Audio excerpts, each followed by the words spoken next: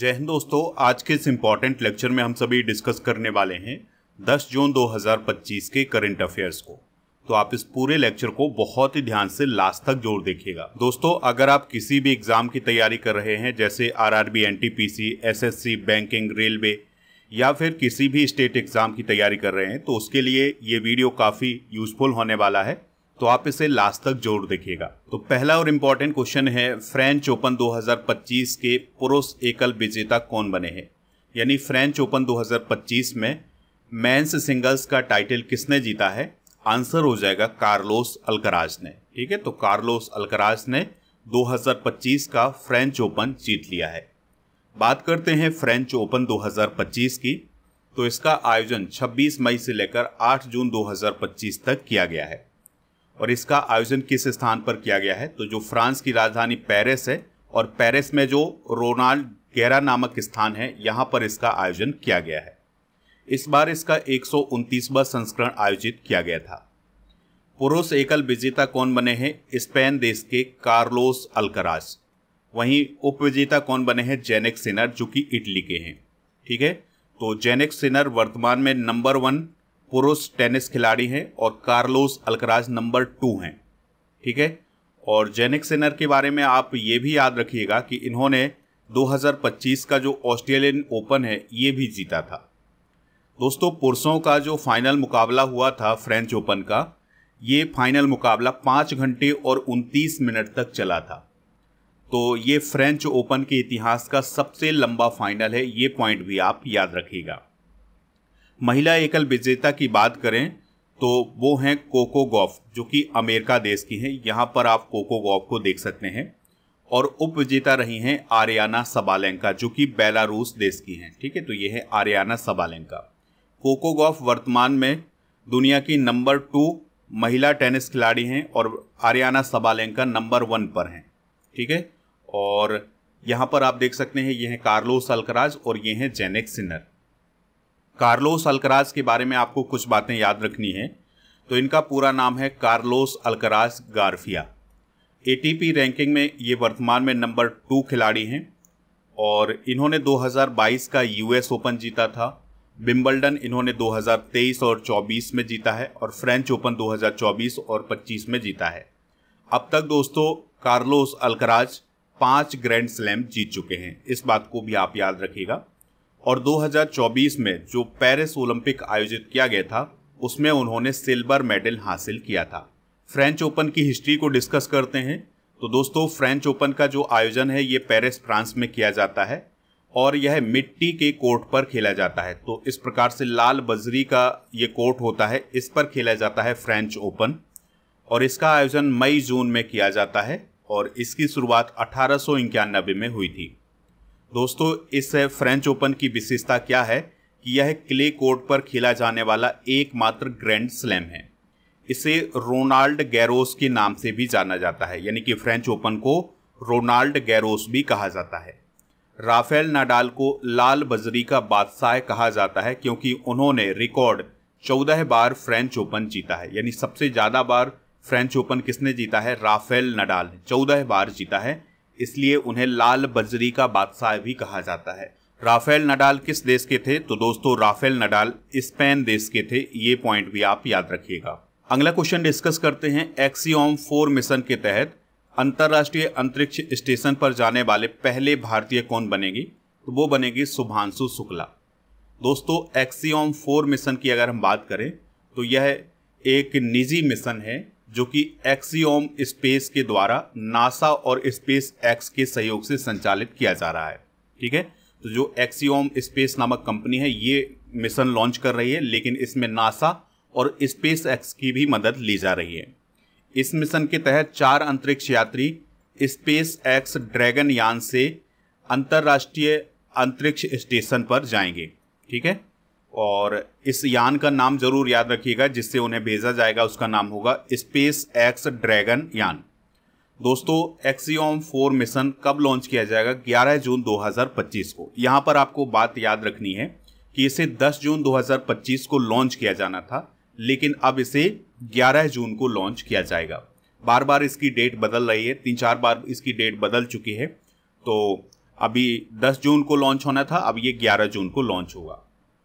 Mission अवधि क्या है इसकी, तो यह इसकी जो मिशन अवधि है ये 14 दिन की मिशन अवधि। दोस्तों जो एक्सियोम 4 मिशन है इसमें कौन कौन से 4 अंतरिक्ष यात्री हैं, तो उसमें पैगी व्हिटसन है जो कि अमेरिका की हैं, ये मिशन कमांडर हैं।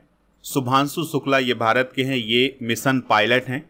और स्वाबोस उजानस्की जो हैं वो पोलैंड के हैं, यह मिशन विशेषज्ञ हैं। और तिबोर कापू जो कि हंगरी के हैं, ये मिशन विशेषज्ञ हैं। तो ये 4 अंतरिक्ष यात्री जाने वाले हैं एक्सियोम 4 मिशन के तहत। बात करते हैं शुभांशु शुक्ला की। तो दोस्तों शुभांशु शुक्ला भारतीय वायुसेना के टेस्ट पायलट हैं और अंतर्राष्ट्रीय स्पेस स्टेशन की यात्रा करने वाले पहले भारतीय नागरिक बनने जा रहे हैं। शुभांशु शुक्ला ये जो यात्रा करेंगे उससे भारत के जो गगनयान मिशन है उसको भी मजबूती मिलेगी, क्योंकि शुभांशु शुक्ला गगनयान मिशन में भी शामिल हैं। दोस्तों स्पेस से रिलेटेड कुछ इंपॉर्टेंट करंट अफेयर्स डिस्कस कर लेते हैं। तो अमेजन ने प्रोजेक्ट कुइपर के तहत 27 उपग्रहों का पहला बैच अंतरिक्ष में अभी हाल ही में प्रक्षेपित किया है। इसरो ने 18 मई 2025 को EOS 09 उपग्रह लॉन्च किया था, जिसकी लॉन्चिंग असफल रही है। बांग्लादेश नासा के आर्टेमिस समझौते में शामिल होने वाला अभी हाल ही में 54वां देश बन गया है। चाइना ने अंतरिक्ष स्टेशन के लिए सेंझोउ 20 मिशन अभी हाल ही में लॉन्च किया है। स्पेस एक्स ने सफलतापूर्वक क्रैम 2 मिशन लॉन्च किया है। सुनीता विलियम्स और बुच विल्मोर 286 दिन बाद पृथ्वी पर लौटे थे अंतर्राष्ट्रीय अंतरिक्ष स्टेशन से। शनि को 128 नए चंद्रमा मिले हैं, यानी उपग्रह मिले हैं, जिससे शनि के कुल चंद्रमाओं की संख्या 274 हो गई है। अगले क्वेश्चन को डिस्कस कर लेते हैं। 2025 में UEFA नेशंस लीग का खिताब किस देश ने जीता है? आंसर हो जाएगा पुर्तगाल ने। तो दोस्तों पुर्तगाल ने स्पेन को पेनल्टी शूट आउट में 5-3 से हरा करके दूसरी बार UEFA नेशंस लीग का खिताब जीता है। ठीक है, क्रिस्टियानो रोनाल्डो के बारे में ये याद रखना है कि इन्होंने इस नेशंस लीग के दौरान अपने कैरियर का 138वां अंतर्राष्ट्रीय गोल किया है। तो ये है क्रिस्टियानो रोनाल्डो, जो कि दुनिया के महानतम फुटबॉल खिलाड़ियों में से हैं वर्तमान में। तो उन्होंने अपने अंतर्राष्ट्रीय कैरियर का 138वां गोल किया है। दोस्तों इस प्रतियोगिता में जो नूनो मेंडेस हैं, इन्हें सर्वश्रेष्ठ खिलाड़ी चुना गया है। फुटबॉल से रिलेटेड कुछ इंपॉर्टेंट करंट अफेयर्स भी डिस्कस करते हैं।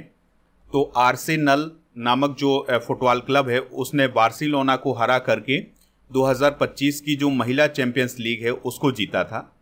नपोली फुटबॉल क्लब ने सीरी ए खिताब 2025 जीता है।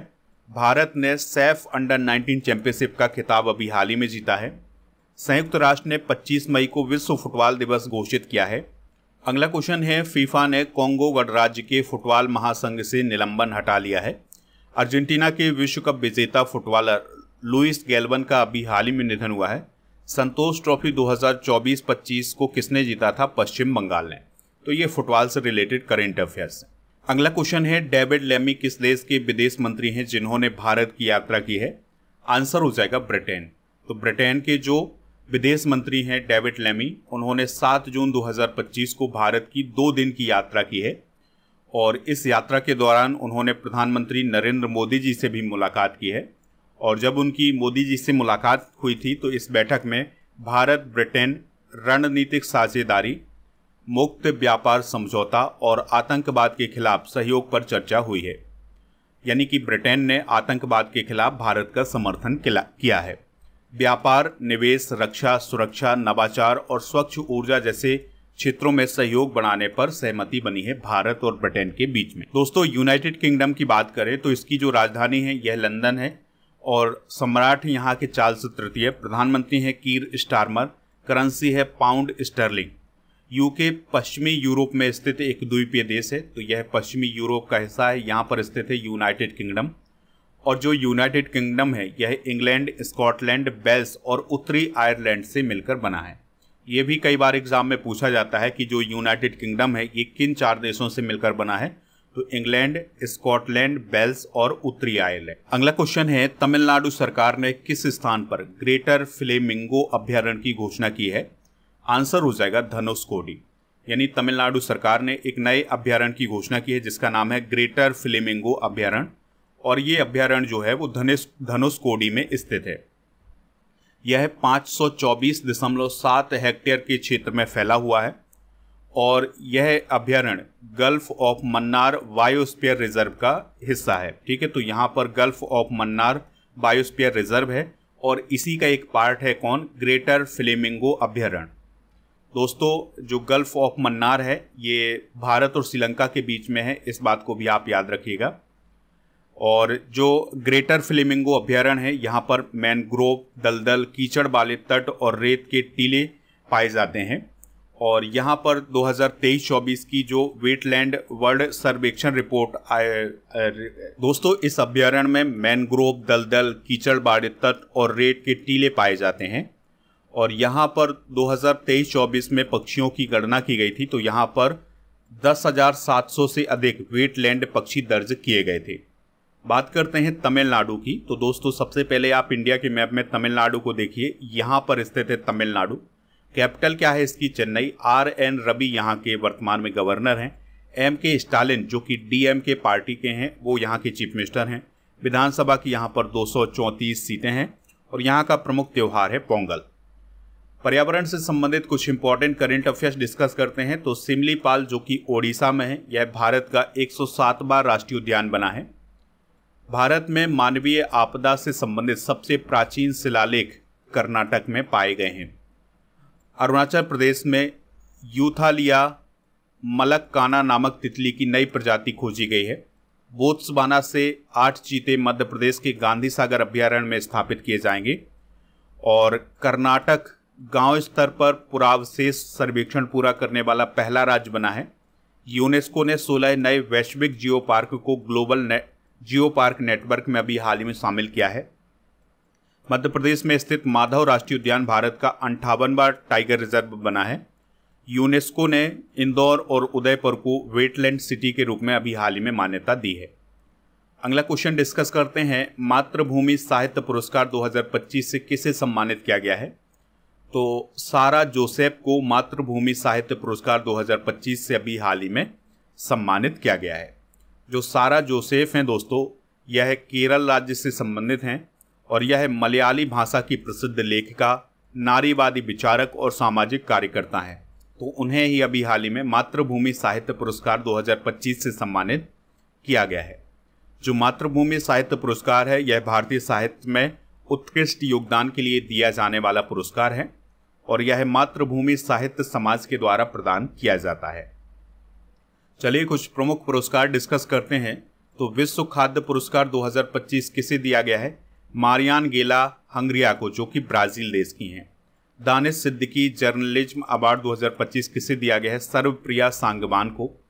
यूनेस्को प्रेस स्वतंत्रता पुरस्कार 2025 किसे दिया गया है, अखबार ला प्रेस को जो कि निकारागुआ का है। विश्व कानून कांग्रेस सम्मान किसे मिला है, वुअन रिभू को। फ्रांसीसी सम्मान 2025 पायल कपाड़िया को। लता दीनानाथ मंगेशकर पुरस्कार 2025 कुमार मंगलम बिरला को दिया गया है। गुरुदेव कालीचरण ब्रह्मा पुरस्कार 2025 डॉक्टर अच्युत सामंत को दिया गया है। वर्चोल दलित साहित्य पुरस्कार 2025 पी शिवकामी को दिया गया है। स्कॉच अवार्ड पुलिस एवं सुरक्षा श्रेणी में उत्तर प्रदेश पुलिस को दिया गया है और राष्ट्रीय समुद्री वरुण पुरस्कार 2025 राजेश उन्नी को दिया गया है। नेक्स्ट क्वेश्चन है, 6वें स्टीफन अवज्ञान मेमोरियल शतरंज टूर्नामेंट 2025 का विजेता कौन है। आंसर हो जाएगा इसका अरविंद चिदम्बरम। तो दोस्तों अरविंद चिदम्बरम ने अभी हाल ही में 6वां स्टीफन अवज्ञान मेमोरियल शतरंज टूर्नामेंट जीता है और यह टूर्नामेंट आर्मेनिया में आयोजित किया गया था। इससे पहले अरविंद ने 2025 प्राग शतरंज महोत्सव मास्टर्स को भी जीता था। ठीक है, तो ये पॉइंट आप याद रख सकते हैं कि जो 6वां स्टीफन अवज्ञान मेमोरियल शतरंज टूर्नामेंट है ये किसने जीता है, अरविंद चिदम्बरम ने जीता है जो कि भारत के शतरंज खिलाड़ी हैं। स्पोर्ट्स से रिलेटेड कुछ इंपॉर्टेंट करंट अफेयर्स डिस्कस करते हैं। तो भारत और इंग्लैंड के बीच में जो टेस्ट सीरीज आयोजित की जाती थी उसका नाम बदल करके तेंदुलकर एंडरसन ट्रॉफी किया गया है। ऑस्कर पियास्ट्री ने स्पेनिश ग्रैंड प्रिक्स 2025 को अभी हाल ही में जीता है। IPL 2025 का खिताब जो है वो किसने जीता है? आरसीबी ने जीता है। ऑस्ट्रेलिया के क्रिकेटर ग्लेन मैक्सवेल ने वनडे क्रिकेट से अभी हाल ही में संन्यास ले लिया है। दक्षिण अफ्रीका के हेनरिक क्लासन ने अंतर्राष्ट्रीय क्रिकेट से संन्यास की घोषणा की है। आईपीएल में रोहित शर्मा 300 छक्के लगाने वाले पहले भारतीय बल्लेबाज बने हैं। ठीक है, तो ये इंपॉर्टेंट है, स्पोर्ट्स करंट अफेयर्स भी नोट कर लें। अगला क्वेश्चन है 9 जून 2025 को भगवान बिरसा मुंडा की कौन सी जयंती मनाई गई है? तो 125वीं जयंती मनाई गई है। तो 9 जून 2025 को भगवान बिरसा मुंडा की 125वीं जयंती मनाई गई है। और झारखंड के खूंटी जिले के उली हातू में विशेष कार्यक्रम आयोजित किए गए थे, जहां पर बिरसा मुंडा जी का जन्म हुआ था।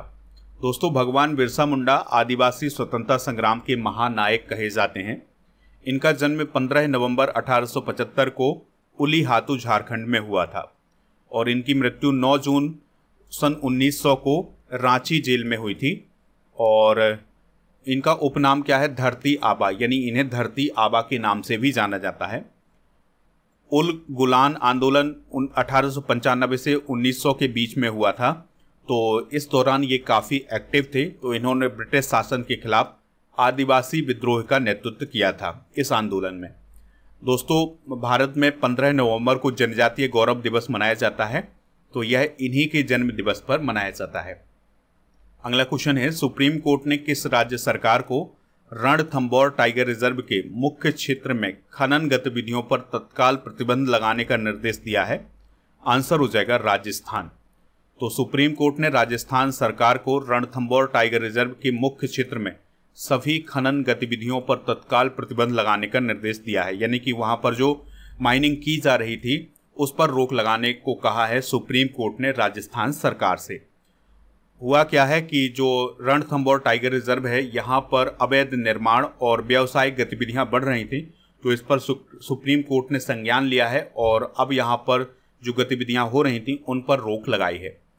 दोस्तों, राजस्थान के कुछ प्रमुख टाइगर रिजर्व आपको याद रखने हैं, जैसे रणथंभौर टाइगर रिजर्व जो है ये सवाई माधोपुर में स्थित है, सरिस्का टाइगर रिजर्व अलवर में है, Mukundra hills tiger reserve Kota में है, रामगढ़ विषधारी टाइगर रिजर्व बूंदी में है और धौलपुर करौली टाइगर रिजर्व भी राजस्थान राज्य में ही स्थित है। अगला क्वेश्चन है वर्ल्ड एक्सपो 2025 कहाँ आयोजित किया जा रहा है, जिसमें भारत के मंडप को टॉप 5 में शामिल किया गया है?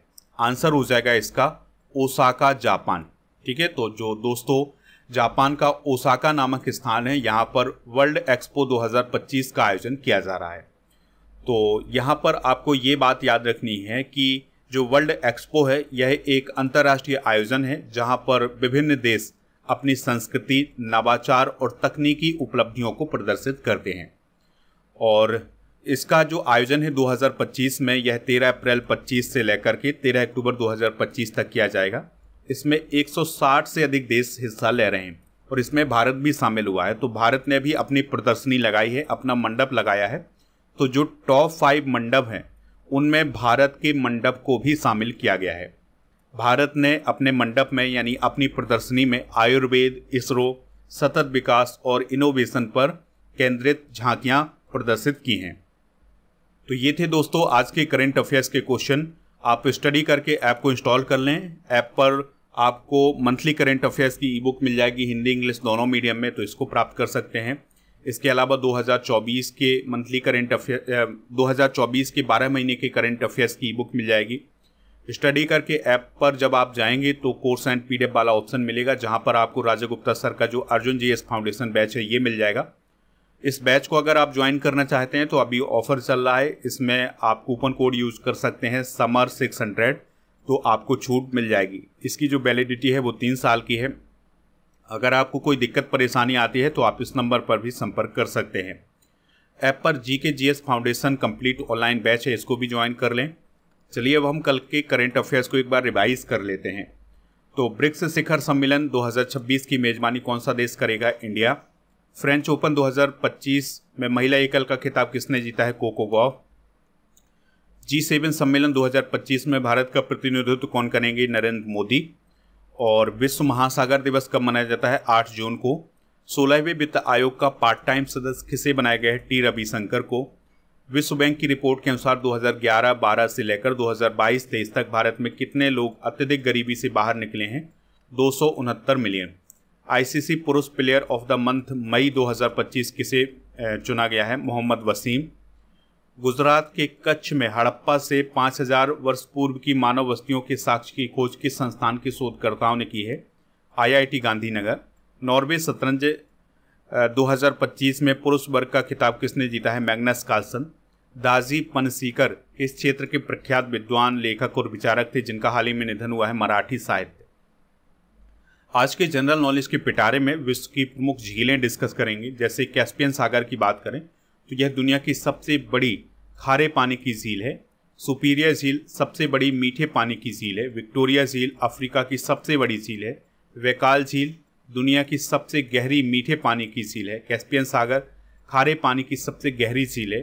टिटिकाका झील दुनिया की सबसे ऊंचाई पर स्थित नौगम्य झील है।